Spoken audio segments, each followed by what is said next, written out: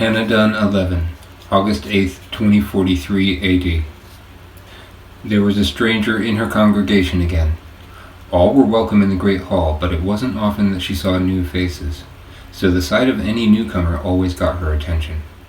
Often people would come to share their experiences and tell their stories of their time with the Spirit and how they had been saved or had witnessed someone being saved. This young man seemed different. He carried a certain weight about him, like he was made of gold and knew it. His face was somewhat familiar to her, but she couldn't place where she'd seen him before. He was well-dressed and handsome, but there was something about him.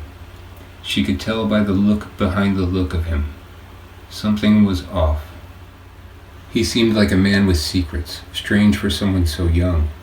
But Hannah was getting to know the animal that was man quite well in all her dealings, and knew the look of someone that couldn't be trusted. That is why the benefit of the doubt is offered up in trusting one such as this, because of innate doubt, doubt that is there for a reason, most often to serve as a warning. He sat in one of the rearmost pews, and he listened, and he cheered and clapped during the appropriate times.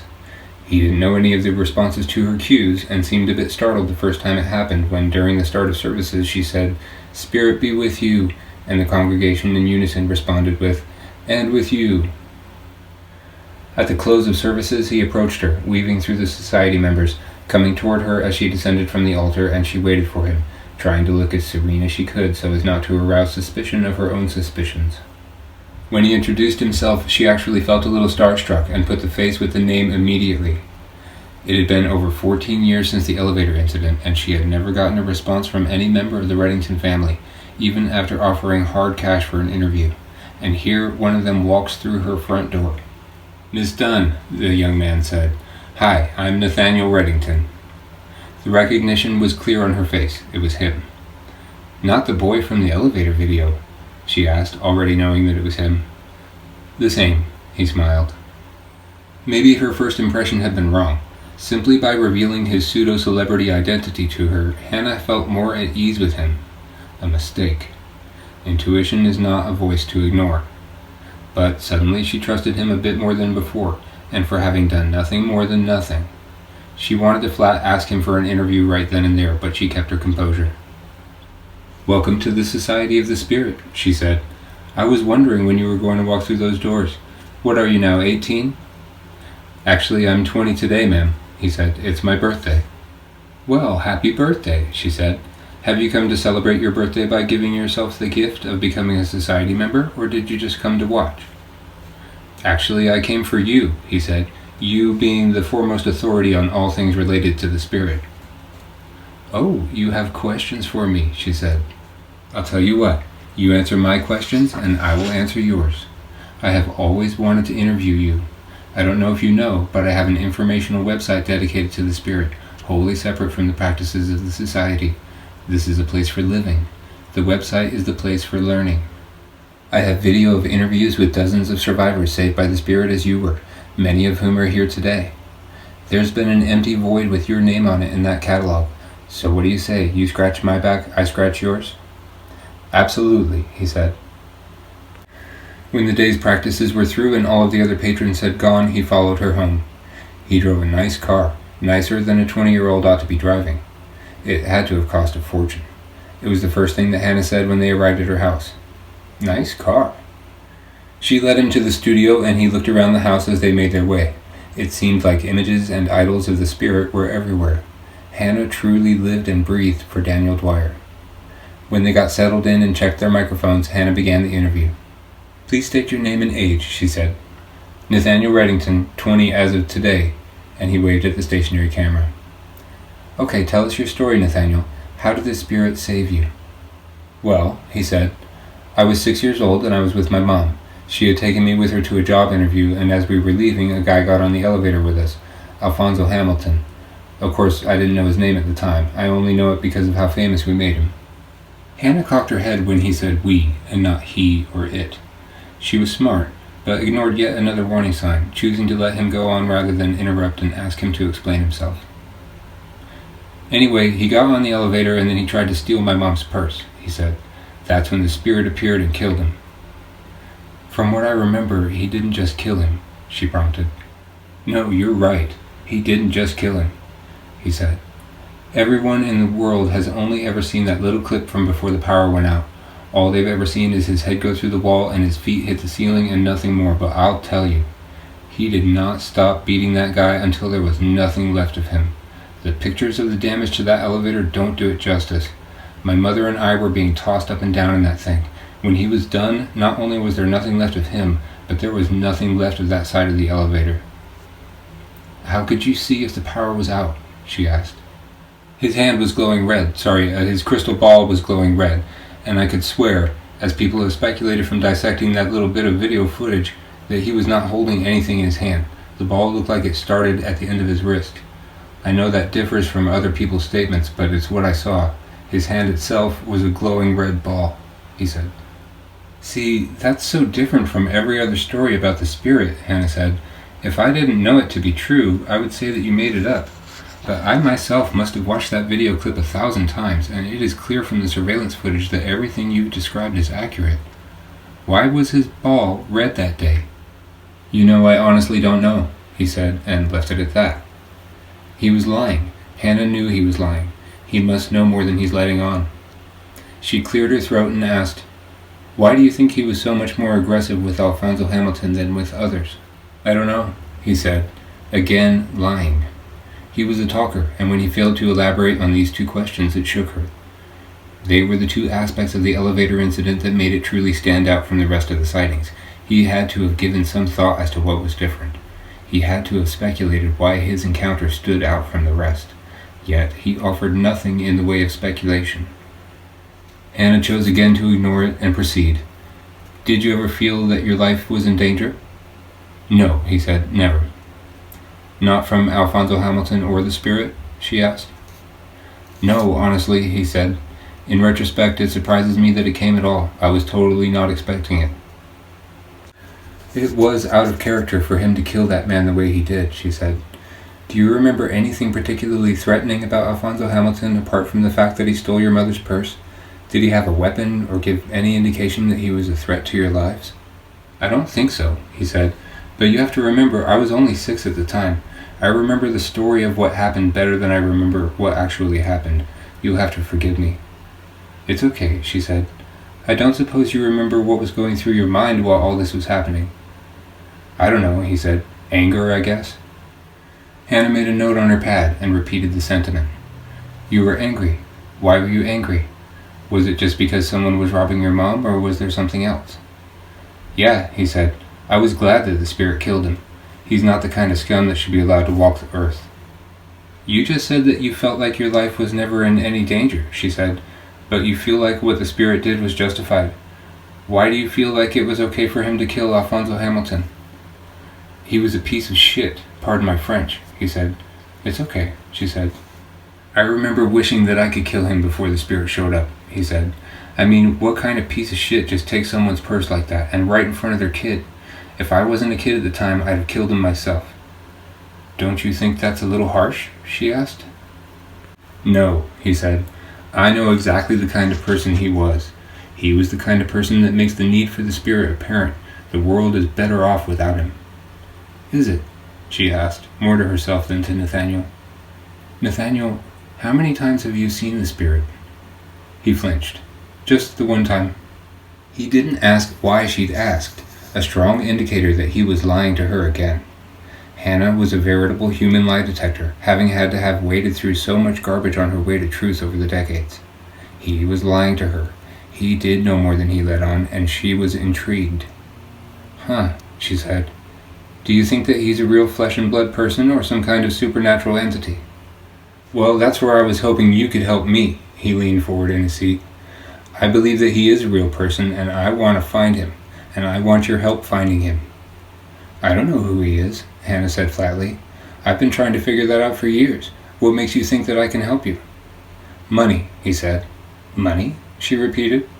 "Put enough in front of someone and they'll consent to whatever you want. Throw enough of it at a problem and it will be solved. Money can move mountains," he said. "I don't need money," she said. "No amount of money can buy your way through a lock for which there is no key. I certainly don't think that any amount of money can buy his secret." "I'll bet you $1,000,000 you're wrong," he said. What I'm offering is access to resources you never thought you would have access to. What do you need? A satellite? No problem. You want drones with infrared sensors and night vision capabilities? You'll have an army of them. I've come to recruit you on my quest to find him, and I just wanted you to know that the sky's the limit.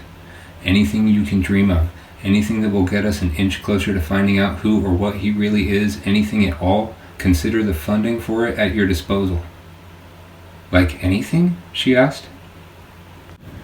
Anything, he said. The time for thinking small is over. The two of us together, with your brains and my wealth, we can find him. I know we can. Well, how do we formalize such a thing? She was taken aback a bit by all this. No need for formalities, he said. You are the gun. I just wanted you to know that I have an unlimited supply of ammunition with which to arm you. Where'd you get all the money? She asked. He leaned back in his chair again. Investment of an inheritance, plus that of a life insurance policy payout. That's why I had to wait until now. I wasn't allowed to access it until my 20th birthday, which is today. Another lie, but this one was at least slightly clever. And you're willing to devote your entire inheritance to the pursuit of this cause? She said. To find out the spirit's identity, presuming that he has one to begin with, even if it costs you everything? With no hesitation, Miss Dunn, he said. It would be my everlasting gift to the world. The world must never know his identity. They would lock him up, probably execute him, she said. Oh, you misunderstand my meaning, he said. I just want to make sure that he keeps doing what he's doing. Make sure he's safe so that he can continue to save the world. He came up with that one pretty quickly. He was telling the truth. Well, if you're serious, she said, then maybe there is something more we could be doing that is not already being done in the effort to find him. I've just been using old-fashioned detective techniques to try and map his probable location. If we bring in high-tech equipment, maybe we can find something we've missed. Any amount of money you need, he said, is yours. Trust me. Trusting him was the furthest thing from her mind, but her wheels were turning, and she was beginning to think of ways that she might be able to track the spirit, ways she hadn't thought of before. Nathaniel hadn't inherited anything from his mother, nor did he cash in on any life insurance policy, and she didn't commit suicide the way he'd told the police she had almost 2 years ago. He'd said that he'd watched it all. She came home distraught and seemed to be having some kind of nervous breakdown before she jumped out of an open window from their third-story apartment. The truth is that she just wasn't feeling well that day, and she decided to call off from one of her jobs. And when she'd heard her normally moody 18-year-old son suddenly boisterously celebrating in the living room, she got out of her bed and went to investigate. When she looked out of her doorway, she saw her son dancing around excitedly, unaware that she was home. Then she saw what he was celebrating. She came around the corner from the hallway and her heart practically stopped. The spirit that haunted her nightmares with its glowing red ball for a hand and pitch-black body was standing in her living room, dumping a bag full of cash onto the floor as her son hooted and hollered in celebration. When Nathaniel saw her standing frozen there, he stopped. She was petrified, staring at the spirit as it looked into its red ball of a hand and then just stood looking forward, doing nothing, then moments later gazed into it again, and again did nothing. "What are you doing, Nathan?" she managed to ask. He looked at her with his signature unfeeling stare for a moment, and then said, "Jesus Christ, Mom, why do you have to ruin everything?" Then he looked at Daniel and said, "Toss her out of her bedroom window. Make sure she dies." A moment later, the dark shadow came for her. Its hand was around her throat before she had the chance to beg for mercy or to even scream. Nathaniel didn't turn around to see his mother get carried away, but he smiled and nodded like an asshole as he heard her scream on her way down to her death. Then he stashed the money and called the police to report her suicide. Why he thought that he could lie to Hannah and get away with it was telltale of his inexperience, but she never called him out on anything. One will never find what waits at the end of a trail of lies if the lie at its heart is exposed and the trail washed away. It will only allow the lie to beat a new path away from the truth. Before the day was over, she'd found the police report that had been filed detailing Amanda Reddington's alleged suicide, and found no documentation to support any inheritance or life insurance income as the young man had claimed to have received. She needn't dig any deeper. She knew right then the type of person that she was dealing with. She would have to be careful around him. Lyland 6.3, August 25th, 79 AD. The sun was starting to come up over the Italian countryside. Violin sat on her perch atop Hamhut's shoulder, and together they watched the sunrise as Hamhut waded through overgrown open meadow in the direction his love had bid him walk. "There is still beauty left in this world, Hamhut, see?" She referred to the sunrise. They were moving east with the wind, and the haze that Vesuvius had cast over the atmosphere made the sunrise more the color of sunset. Vivid oranges and reds replaced its normal yellowing whites, and it was serene. "There will always be beauty when there is you, my love," Hamhut said. She kissed him on the side of the head and said, "Thank you, Hamhut." They walked in silence, the noises of the nocturnal animals giving way to those of the diurnal, the chirps of the crickets fading into birdsong. Then he finally asked her, "What must we do this time, my love?" She stared ahead in silence for a moment, then she said, "It is amazing the precociousness of these people, Hamhut, for when they have naught left to kill for, they kill in the name of peace. Bearing the sigil of a righteous figurehead, their banners will blanket whole civilizations in blood in the centuries to come. A familiar story with a new name attached to it, the name Jesus Christ, a figure which in the story advocates for peace, forgiveness, and love in the utmost, will in the end bring the people to burn the world down in his name. Supposedly, he has already lived and died." "I have heard mention of a similar name in stories," he said. "I know," she said. "Like I said, it's an old story with a new name attached to it. Right now it is the focus of one of so many cults. They are giving up on their gods as a people, but instead of moving away from superstition and contentedness in their imperceptible slavery, they instead hunger to replace their gods of old with something just as bad, if not worse. In the end, it will be simply another tool of the powerful to subjugate the masses and keep them ignorant, fearful, and submissive." "Why would blood be shed in the name of one who favors love and forgiveness?" Hamhut remarked. "Is this then not done in disregard of their God's will?" "Yes," she stared in so many places at once. "But they have reverted to the animals that they were once destined to become, Hamhut. Too few of our people remain. Far too much has changed for any hope of redemption for this world. It is apparent to me now how much they relied on us, my love. They've been at one another's throats since the day we had to begin hiding." Hamhut finished her sentence, knowing what they were both thinking, what neither of them wanted to say. A long moment of silence went by, a brief memoriam for the future that once was. Then she went on. "A little less than 250 years from now, a Roman emperor by the name of Constantine will become the first Christian emperor. He decides on favoring the Christian cultists, and the Christians, who were the day before persecuted and fed to the lions in the Colosseum for the amusement of their fellow man, would, the next day, become the persecutors of other cultists, particularly those with any common ties to the origins of the ancient tales that comprise the events retold in the selected testaments they decide are true. They don't want anyone making the connection between the story of Jesus and other similar pagan gods and demigods, so they silence any that draw comparisons and condemn any that celebrate the old gods or any fashion of new god if it is not the god of the emperor." He goes on to form the Council of Nicaea in the year 325 to officiate the gospel. They decide that Jesus should be seen as being the same as God, and Constantine declares all other religious dogma to be heresy, and many, many scrolls are burned. Constantine will even go so far as to decide where the events of the story of their God took place. He decides where Jesus died, where he was buried, and so on, 3 centuries after it will be said to have happened. He does this to make the story of Jesus believable, as he saw the old gods were losing out to disbelief more and more.